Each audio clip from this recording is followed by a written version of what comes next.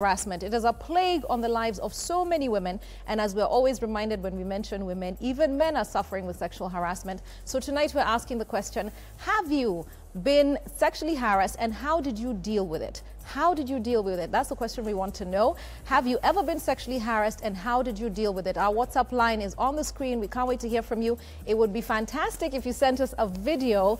Yeah, it would be very brave of you actually to share your story on video. That would be fantastic. We're also on Instagram, on Facebook, and on Twitter, TheLoopK24. Karibuni. Jacqueline Wamai and Sophia Rajab Letepan. I got it right. Yes. Okay, I was nervous about the name. I was nervous about the name. It's a panel of lawyers, all of you. Yes, unfortunately. I don't think it's unfortunate. Yeah. So you're a labor law expert, Jacqueline, and you are looking at sexual harassment within the legal profession. Yes. But also just sexual harassment generally. In general. Yes. Why, though, did you look at the legal profession and create the podcast, Dear Law? I think it was necessary to reflect as lawyers because we are essentially, we're supposed to be the gatekeepers of law, right? We're the people who are in courts trying to fight for laws and try to fight for implementation of laws. But when it comes to our own reflection of our own profession, then somehow we're not that critical. So I thought it was really important for me to be the voice of the profession and to just bear open this very uncomfortable conversation about sexual harassment in the legal profession. And what have you found? A couple of things. It's a very difficult conversation to have. Clearly, there have been some surprises. Yes, it's a very difficult conversation to have. A lot of people acknowledge it as a vice in the profession, but are afraid to openly speak about it because of also, you know, the decorum and the way we carry ourselves as lawyers and the honor of the profession. It's just like you don't want to, like, essentially, like... Yes, you guys, you set the bar even for professional behavior. When I think at a professional meeting, I think, what should a banker wear? What should a lawyer wear? Because you ask media people there. You know, but you guys set the bar in so many ways. Absolutely. So what have been some surprises? I think there was a willingness actually within the profession to actually deal with it comprehensively. We reflected on what our policies look like, and we have a code of conduct, and sexual harassment was just mentioned in passing. So it was important to really elaborate on this thing and really expand on employer obligations, expand on what is supposed to happen when somebody makes a complaint, expand on the types of sexual harassment. So really it was important to, like, the law isn't enough. The law as it is, the Employment Act, the Sexual Offences Act, doesn't really speak to the nuances of particular professions. Or, you know, so it was really important for us to find a mechanism to be able to deal with this. Again, we realized that sexual harassment for lawyers happens everywhere. It happens in courtrooms. It happens, so I'm in Kibera law courts, I'm in Makadara law courts, I'm in the High Court, I'm in police stations, I'm in a conference, right? You're even with a client. Exactly, Okay, so for me, you know, for those watching right now, you know, these terms usually, you know, people use them very interchangeably. Yes. And, you know, some people will say sexual assault, others will say, you know, people use them very interchangeably. So if you were to define what sexual harassment is, what would your definition be? Yeah. My definition of sexual harassment will be unwelcome or unwanted sexual advances. So it may be verbal, it may be physical. Let's say, for example, if you just whistle, so it can be nonverbal also. So it's about how I do the kind of things that I am doing towards a certain person who, in this regard, I'll call a victim. So it can be whistling. A lot of us go through that in the streets, in the matatus, anywhere. It can be winking of the eye. It can be cornering. It can be, let's say, for example, if I'm taking an example of a domestic worker, and here I am as an employer or the man of the house watching pornography when she's working. So that can be termed as a form of sexual harassment. What so about what one of our audience members says? Compliments. Mwanaume lazima, you know, because this actually came up as we were prepping for the show, where part of our team said, but if someone calls me beautiful, it's not a problem. And I think it's inappropriate workplace behavior. So what's the difference between a compliment and harassment? Well, it all goes down to, am I uncomfortable? Is it unwelcomed? Is it unwanted? But how do you know? It's not about you knowing. Because she might be okay, me, I'm offended. Yeah, exactly. So that's why the matters of sexual harassment are very complex. So it's not really about the perpetrator and what they think and their intent. It's about the victim and what they feel about what is being said to them. So it can be like, you look so hot today. Some people will not have a problem with that. They may be even enjoying, but there are some people who would find that offensive. On the other hand, you can tell me that I'm hot, I'm looking hot today. But then eventually, over time, I become uncomfortable. So at that time then, it starts being sexual harassment. So at the end of the day, really, it's not about you. It's about me, the victim here. Okay, I think there's also who does it. I find if like the founder of the company or the MD or the CEO of somebody always calls women mrembo, the beautiful one, blah, blah. Then soon the guy who sits next to you feels like he goes, hey, umebeba. You know, you know what I mean?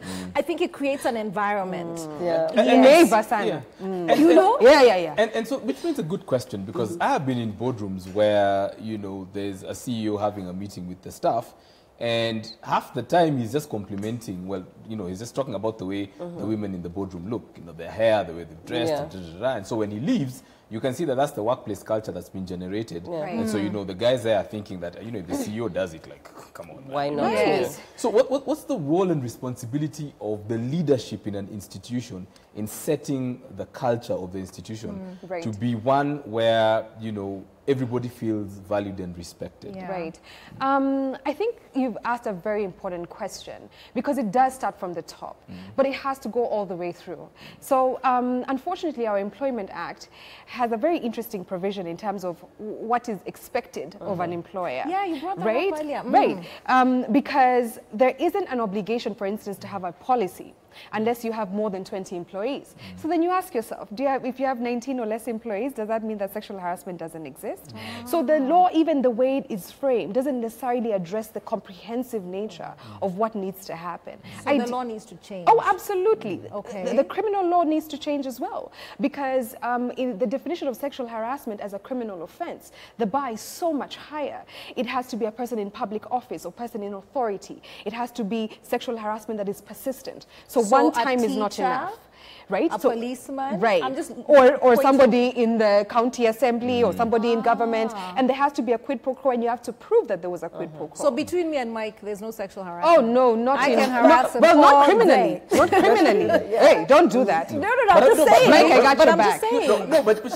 She's not a very legitimate question, because the way the law is framed, it would be somebody who is in a position of authority, a position of trust, and then who using that abuses that, and you know, requests for sexual advances or sexual favors, and it's got to have something to do with your work, your conditions of employment. So it's got to be something like, you know, if you want me to approve this report, you have to do X, Y, Z. If you want me to do this, you have to go out with me. And so, which to me is a bit problematic, because I have had a case where there's a lady who was sexually, well, she's in the CEO's office, he's saying things to her. She leaves the office, goes to the printing station in the office, and her colleagues are there saying something to her. She goes to the kitchen, there's somebody there waiting to do something to her. And she has no witnesses that she can bring forward.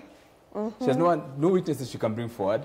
There are no messages that were sent on SMS or anything. There's no CCTV. How does she prove then that happened? Oh, and let me make this even more complicated, right? With perhaps the other offense that the Sexual Offences Act creates, which is an indecent act with an adult, right? So if there is some sort of interface between our genitals, right, or the genitals of one and the other, that's when it will rise. So and the genitals are specific, hey? If your buttocks were touched or your breasts. So if your shoulder was rubbed. If someone kissed your ear. If somebody kissed your neck. That's a definite breach. Right. But that is not what, those are not body parts that the Sexual Offences Act specifically recognizes. So again, the issue of proof becomes such a difficult thing to do. Okay, let me interrupt because we have a clear definition of what the Employment Act says and what the Sexual Offences Act says. And I'd like us to read it just so that the audience knows exactly what it is we are talking about. It is a mouthful. It is a mouthful, yes. So under the Sexual Offences Act, a person may be found guilty of sexual harassment if any person who, being in a position of authority or holding a public office, that's what you're mentioning, persistently makes any sexual advances or requests which he or she knows or has reasonable grounds to know are unwelcome. So those are advances and requests. Okay, that's the Sexual Offences Act. Persistently. So one time doesn't count. Does not I guess the one here. time is the opportunity for the victim to say, this is not welcome. Now you know. Now you know. Right? Yes. And maybe start collecting evidence. How do we measure persistent? Is it that once, twice, thrice? At what point? How bad does it have to be? Also, does it have to be persistent for you to get the threat? If it's a professor saying to a student, I can give you an A, do you need him to say it 3 times or you will understand the first time? Exactly. Exactly. But again, we have to remember who actually developed these laws, who actually drafts these laws, and the context in which that law was drafted. If we can recall in the time in which this law was being passed, and the person who was pushing for it was Honorable Njoroge Ndungu, there was a lot of resistance from men. There was a lot of resistance from men, and therefore the negotiation that was happening in Parliament is really to make the threshold a bit bigger, because men didn't want, sorry Mike, your fellow men, didn't want to be held accountable. So that is really important. And also there were a lot of wins with the Sexual Offences Act. So I think the sexual harassment clauses just kind of were pushed to the side. But let's not forget that sexual harassment is about power. It's about having dominion over the other person. So that's why I think the Offences Act says that someone in authority, but then they forget about the gender inequalities, the kind of structural problems that we are having. And that's why sexual harassment is actually widespread. We are not talking about sexual harassment only in the formal employment, but also in the informal economy. Yes, that's what I wanted to ask you. We've seen a lot of it this year with COVID-19. People who had permanent and pensionable employees are now, I don't want to use the word downgrading, but they're changing the terms of employment to maybe the gig economy or like contract employees. So that changes how the law views you, right? Oh, absolutely. Yes. Does it make us more vulnerable or less? Okay. So the informal economy, why we even actually call it the informal economy, it's because these are workers who are outside the ambit of the law. And that's why it's called informal. So they don't have any social protection, or they are not even covered by the labor law. The employer-employee relationship is not that clear at times. Let's talk about the vendors in our streets, the street vendors. Let's talk about the farm workers. Let's talk about the freelancers. Let's talk about all these people who are working in the informal economy. And just to give you a small, just how bad things are, we are talking about 2 billion people in the world. We are talking about 6 out of 10 people working in the informal economy. We are talking about... So most of the world is in the informal economy. It's not just in Kenya. In Kenya, it's very high because globally it's about 61.2%. But when it comes to Kenya, it's around 83.6% so of most workers women who are working in the informal economy. With and what we are seeing, as you have correctly pointed out, is with the pandemic, most people now, the formal is becoming informalized. People are getting even opportunities to have like contractors. You're employed like a casual laborer. So because you've seen that the world is not very predictable, let me change the terms. You are a formal employee who was enjoying all these kind of benefits, but all of a sudden, health, you don't so have all those anything. get expensive for an employer, and they change. I have a question because you know, when you look at the prosecutions that have happened for sexual harassment cases, I mean, everybody knows somebody who's gone through it. Even men go through it as well. But when it comes to prosecuting these cases, because of the evidentiary burden, the burden of proof is so high on the survivor, it's often very difficult to be able to prove that it happened. So one of the things that for me I find a bit problematic is if, for example, I said, or Valentine said that I had sexually harassed her, but she has no proof whatsoever, and she made a lot of noise about it. I can then turn back and sue her for defamation. You know, actually, while looking for a survivor of sexual harassment, that was actually the thing that kept coming up, is these women are scared that they can be sued for defamation, or you can be branded the difficult one, like the woman said in the message. Right. So now you apply for another job if they're looking for a reference. Ay, uyo. It's a difficult person, yes. Yeah. So we are talking about retaliation. Again, we are talking about power. We are talking about someone who cannot believe that this was actually something that has been made against him, and he's actually the perpetrator.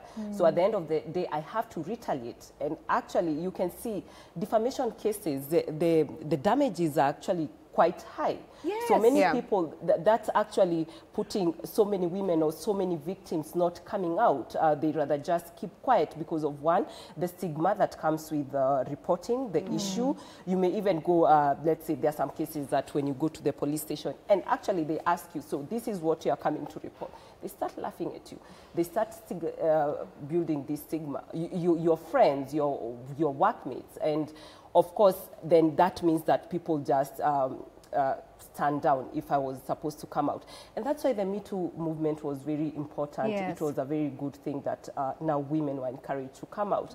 But what is happening in Kenya? Are we having women coming out? Are we having, I'm not saying that sexual harassment only occurs, that women are only the victims, but actually men are actually victims. For instance, they are the housekeepers. Because of their workplace condition. They work in private, they're just in the rooms cleaning up. So, and you'll find out that there were men who are coming out during some trainings, and they would say that I actually was harassed by this woman, but then what could I do? I could not report it, and the law does not cover third parties. Again, what do you mean by third parties? Third party, it's not your colleague, it's not your like boss. A client so it's just a client. A client of the business. Oh, exactly. Right. So the law is very silent on that. Right. So and actually, even in a case like that, where you want to report and it's happening within a home setting, so it's your home, but it's this person's professional environment. Yeah. Like you were giving the example of a man watching pornography, or now this one of a man being harassed. Where's he supposed to go? Who's he supposed to even get as a witness? The child in that home, or you see what I mean? There's actually no recourse in law, and this is the thing that we continuously try and speak to our members of parliament to address. As Jacqueline said, like a lot of our sector is informal. Like, are the police even aware what sexual harassment is? Like when you go in to report, you kind of brought it up, but do they actually know the proper response to this? No, absolutely not. And also, I don't think that it's a priority because, again, it's how sexual harassment is viewed. It's viewed as a very measly thing, just like, ulitongozwa, you know what I mean? Like, you were given a compliment and it didn't land the right way. Why it's just like, why are you complaining? It's just like, we have other things to do, like there's serious other sexual offenses like rape and defilement. So then this is treated as such a trivial issue. And again, we also have to always remember the effect on a victim, the effect on a survivor, on your productivity at the workplace, on like all the manifestations of this violation in your life. And so when it comes to needing sort of a physical indication of harm, and there's none, then it becomes very difficult for even police to take this seriously. So actually, I'd like for us to also remind the listener that, we want to definitely, and the viewer, that we definitely want to hear from you. So remember, we want to hear from you on this question. Have you or anybody you know ever been sexually harassed, and what did you do about it? Again, have you or anybody you know been sexually harassed, and what did you do about it? Because I wanted to know, especially within the legal space, now I've kind of lost my train of thought. No, it's okay. I can ask you something. Because, okay, go on, and then I'll remember. I think about that. Because I mean, this is it's a very emotive topic, and there's so many trains of thought that you could take on it. So for me, for somebody watching right now, whether it's a man or woman watching and saying that this thing is happening to me in the office, or it's happening to me where I work, and the way it happens is maybe my boss asks me to hang back and everybody leaves. And so now when I hang back is where now he or she starts doing whatever it is that they're thinking of. Right. How would you advise somebody like that to go around collecting evidence? I have some thoughts, and I have thoughts because of my role as a lawyer, representing women who've made these complaints, but also my experience as a survivor, having made a complaint. And I can tell you, yeah. Good for you. I think that's so brave. Yeah, and it's so interesting because when I sit on this other side as a lawyer, the considerations I make are very different. And I realize that having been a survivor and having gone through it myself, I have understood so greatly how important it is to document.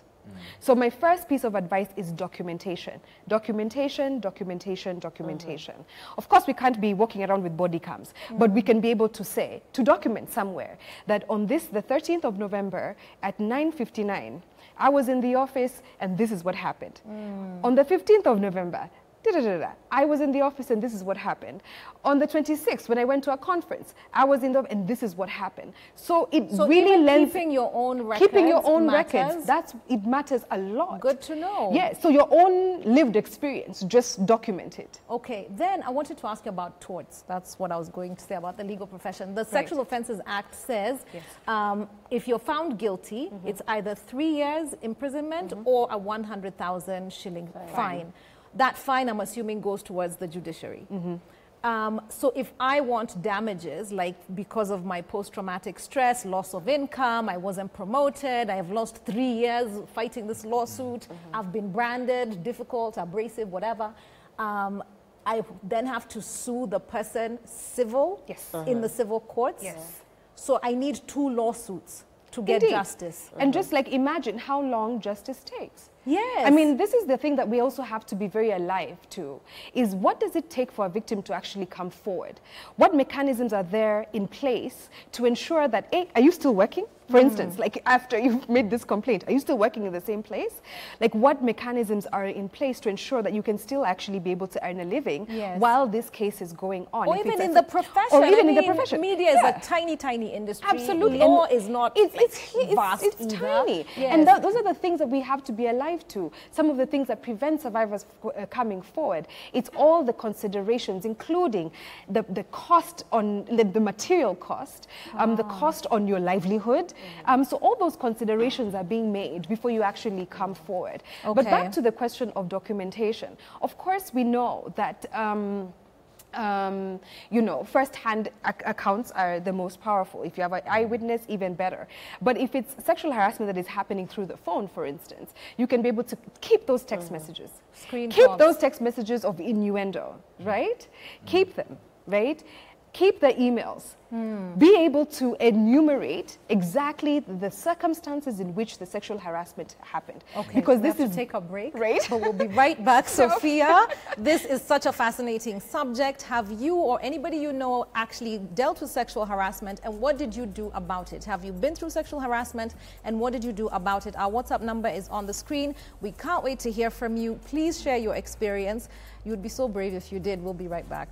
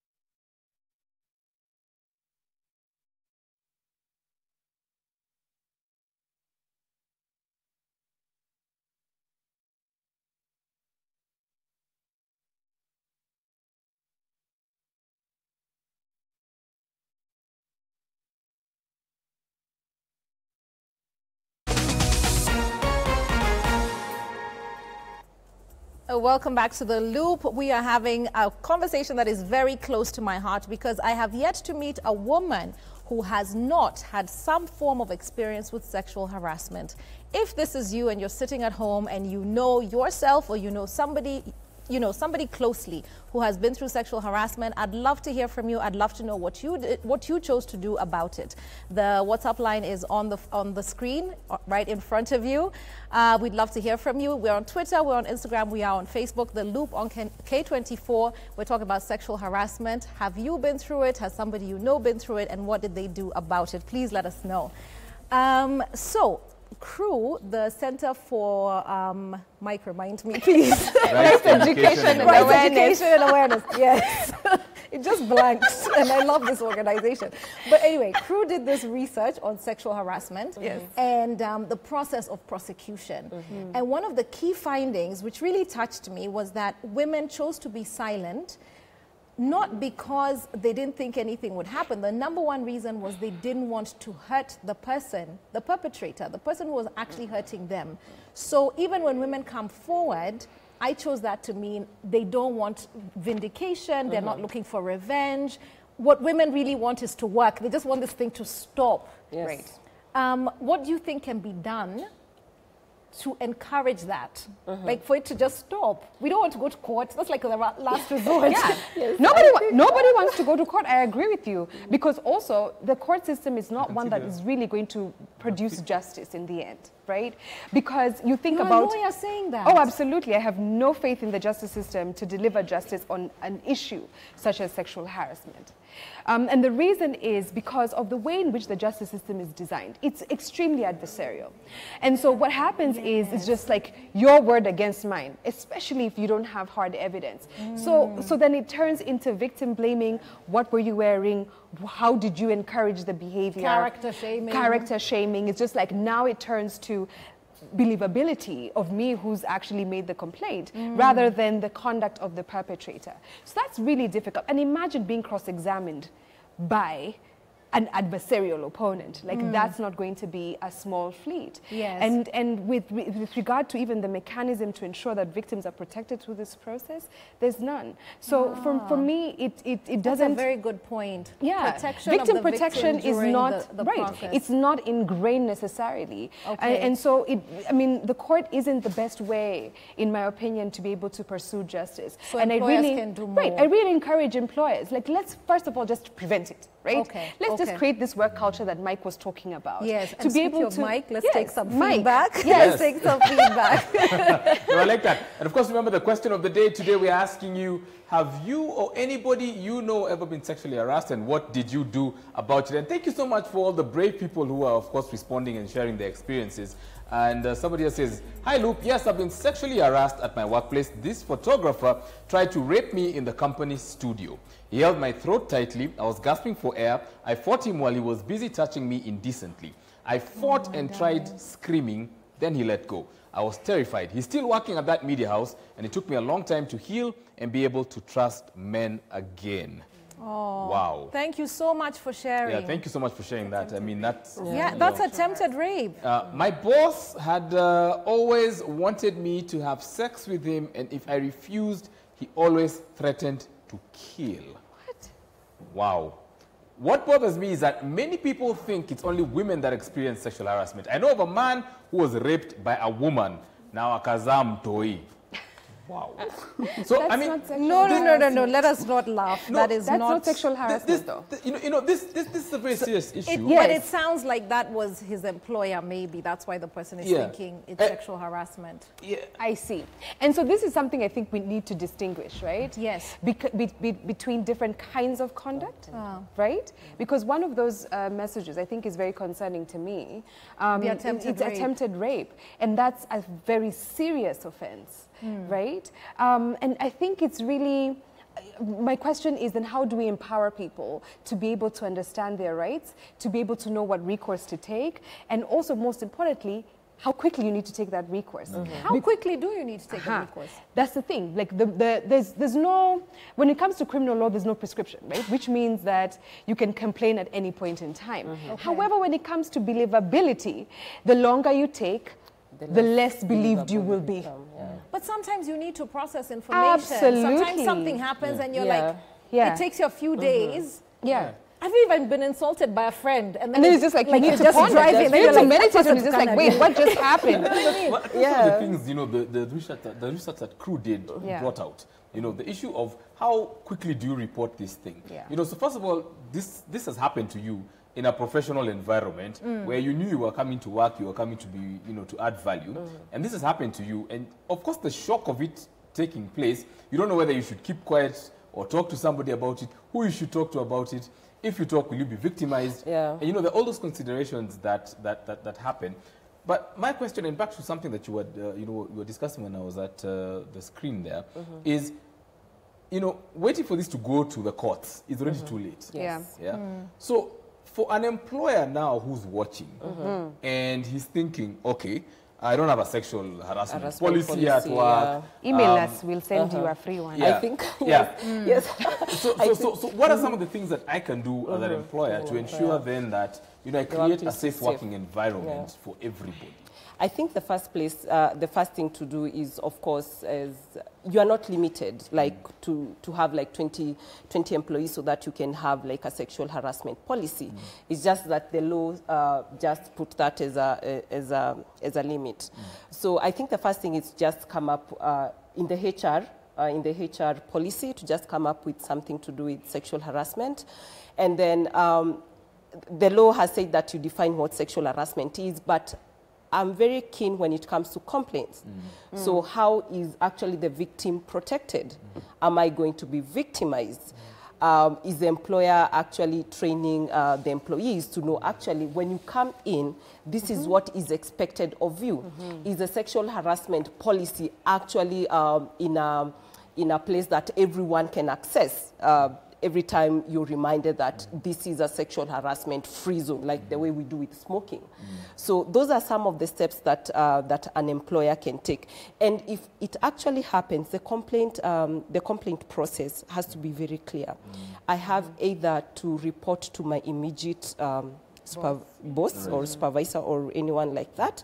And if I'm not comfortable with them, then I need now to go to the HR. If I'm not comfortable with the HR, because at times it's the HR who is the perpetrator, so I have maybe the option of going to the director. But then don't forget that also third parties, as I've said, like an independent contractor. Let's say the photographer in the messages that we've read. The photographer maybe was an independent contractor. So how is the employer supposed to make sure that even the people who come in, as much as they are not his employees, actually conform to these kind of standards that I've set? So I think in each and every contract that the employer has with these third parties, and you know, they are protected, but they also know if they are the perpetrators, then something is going to be done against them. So there are consequences to that. There's accountability, you know, for your actions. So with this, I think the culture, the attitude, and because sexual harassment has been very normalized, as someone had said that, you know, it's kawa, like what is the problem with that? We've normalized it so much that it has... And women actually participate in the normalization of like rape culture. We all grew up in this environment. We participate in it. We criticize other women. We talk about how other women We're socialized the same way as men. Yes, exactly. So we're socialized to believe that it's okay, or it's acceptable, or that you shouldn't say anything. And saying anything is really like, why would you? Speaking of saying anything, there are people who are saying a lot. Let's find out what your what your thoughts and opinions are on this topic. Of course, remember, we are asking, have you or anybody you know ever been sexually harassed, and what did you do about it? Let's take some feedback, because this is a very emotive topic, and you know, so many people have got something to say about it. I like the question. There's a question here. Somebody says, can you elaborate on who third party is and why he or she is not covered by the law? Okay, that's good. Rukia, there's Rukia here from Mombasa. I would like to, I can't see it well. Okay, she says, hi, I'm Rukia from Mombasa. I would like to know if dirty looks is a form of sexual harassment. Like if you catch a guy looking at you or undressing you with his eyes. Secondly, can sexual harassment come from the same gender? Absolutely. Yes. And that, okay. And let's that's actually not addressed enough, yes. Let's take the last one. And somebody else says, I was sexually harassed early last month by my boss. Upon declining his sexual advances, I was fired after 1 week. Looking back, I feel so brave about myself because I chose my dignity. Congratulations. I think people should not be just you're choosing between dignity and employment. You know, like and livelihood. Exactly. We should be in a position to say, you know, I have to report this and I won't face any consequences. So that is a problem that we are facing because of reporting and of course retaliation. Right. Yeah. I want to address two things. One is in situations like this where the retaliation is you being fired, documentation. Okay. And she's good. She said beginning of the month. Absolutely. That's 2 weeks ago. Exactly. Right. Right. That is really important. You need to document that. And you need to be able to show the nexus, the link between the complaint and being fired. That's what we call in law constructive dismissal. So you have a legal remedy. If you have made a complaint and because of making that complaint you were fired, then you can actually be able to have damages paid to you in terms of your salary for 12 months and other remedies in the law. So what is important here is to ensure... Can you please find Sophia? Okay? You sent us a message. Thank you. Please find Sophia. Or find me on Instagram, valentine.njoroge, and I'll put you in touch. And that's the thing that I think we also need to hold employers accountable for. They cannot retaliate in this way to deprive you of your livelihood, to deprive you of your job, and clearly, like our viewer, rob you of your dignity in the process. Okay. We only have a few minutes, and there's a fact I want you to both address. I'd like a hard-hitting fact. I'll start with you because I want you to address Convention 190. You said the law is inadequate. Yes. What are two things that are absolutely missing that need to be in the law when it comes to definition of sexual harassment? I think what needs to be expressed in the law is that sexual harassment doesn't only occur within the four walls of your office. Right? So we need to reimagine what a workspace looks like. And so we have to encompass how everybody, like all sort of the ways in which we work, the practical ways in which we work, because not everybody works in an office, and not even if you work in an office, the sexual harassment. No, but even if you work in an office, the sexual harassment can happen in the parking lot. It can happen at a conference. It can happen in a flight. So in the digital space. The digital space. Someone can be calling you at 10 p.m. even on Zoom. It's just like all of the law has to be all encompassing in that way to reimagine what the workspace looks like. Secondly, we need to ensure that the informal sector is covered and that there are mechanisms, very practical mechanisms for somebody to be able to make a complaint and somebody to be able to have redress. Right now, the law has locked you out in many ways, just from the get. It's just like the nature in which the law has defined sexual harassment, the bar is too high, there are no mechanisms to actually ensure that victims can come forward and that their complaints will be taken seriously. Okay.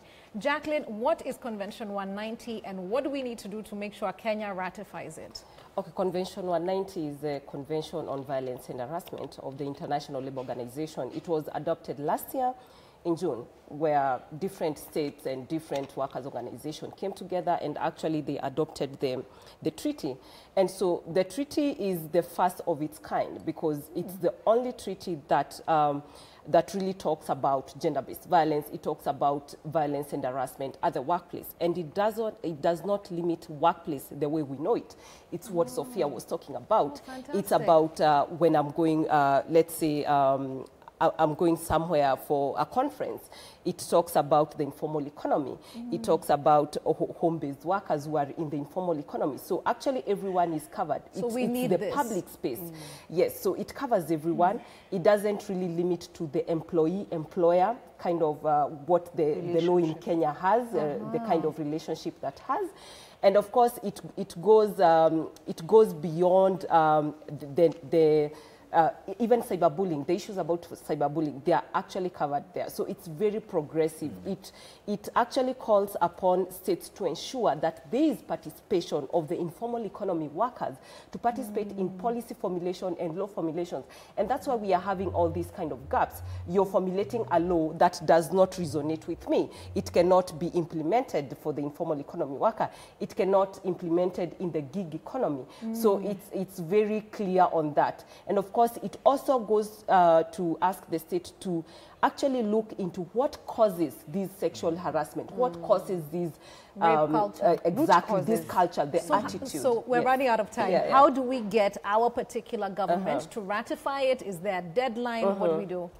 Yes, I think we need to create more awareness about what C-190 is all about. We need to advocate for the ratification of it. The government, we need our women representative actually taking the all 47 of you, if BBI goes through, you'll be fired. This can be your gift to Kenyans. We also have the workers' organization. Workers' unions, trade unions have already started campaigning for the ratification of it. And it's not only in Kenya, it's all over the world that this is happening. And there are some countries that have actually ratified it. So it's actually possible to ratify that because we were talking about policy and all that. But I also want to talk to men. That a lot of men, you go into the work environment, and while you're there, you know, there's this issue of complimenting and harassment. Now, you have to ask yourself, when you're doing something that makes somebody else uncomfortable, naturally and logically, you know that you have stepped over the line, okay? So my plea to men is, and also to women, you know, who are in positions of authority, that think before you do something and ask yourself, if that person did the same thing to me, if I got those sorts of unwanted and unwarranted advances made towards me in a work environment or wherever it is that I am, and it made me uncomfortable and I was unable to perform, would I be all right with that? Make sure that that is the thing at the back of your mind before you compliment somebody. I like that, but what I usually tell men is, don't ask yourself if you'd be okay with it from a woman. Ask yourself if you'd be okay with it coming from a man. As a matter of fact, where you were very clear, I am not, especially as a heterosexual man, I'm not interested in your advances, and this is a vague threat. Let me sum up. Let me sum it up in a better way. Let me sum it up in a better way. Men, do not do or say anything to a woman that you would not want another man doing or saying to you in jail. Amen. On that note, we're going to say good night. We are all complicit in creating the environments in which we live and work in and even raise our children in. So I would suggest that we should be more responsible in how we turn up in those environments. And also, if you're working in a place, ask if they have a sexual harassment policy. Ask before they hire you. Ask now that you're there. And then see if you can work with the HR or with the rest of the team in creating this. Employers, don't fight your employees. Everybody is more productive when they feel safer. We give more when we feel taken care of. And on that note, you're officially in the loop, and we're going to say goodnight. And thank you so much, Sophia and Jacqueline. Mike is up. We're dancing to Rumba, I hear. It's going to be fantastic. Have you heard of Rumba Cane? We're going to be talking to the king of Rumba Cane, Simply Abba, who's going to be with me on Unplugged next.